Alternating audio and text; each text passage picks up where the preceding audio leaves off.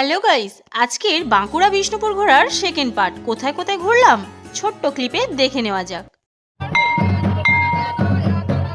আর এখানে এলে মনে হবে মাটিটাই বুঝি সত্যিই সোনা। সকালবেলায় জয়রামবাটি থেকে বাস ধরলাম বিষ্ণুপুরের জন্য। জঙ্গলের মধ্যখান থেকে বেশ ভালোই লাগছিল যাত্রাটা। বাসে 1.5 ঘন্টা সময় লাগে। ব্যাস পৌঁছে গেলাম প্রথম স্পট। বাস থেকে নেমেই একটা টোটো বুক করে নিও, একটু দরাদরি করে নিও, কারণ ওরা অনেক টাকাই বলে। আমরা 250 টাকায় টোটো পেয়ে গিয়েছি। এইটা হচ্ছে মদনমোহন মন্দির। পুরো মন্দির জুড়ে মন্দিরের গায়ে টেরাকোটার কাজ ভরা। এই মন্দির বহু পুরানো এবং ভগবানকে নিয়ে অনেক কাহিনী।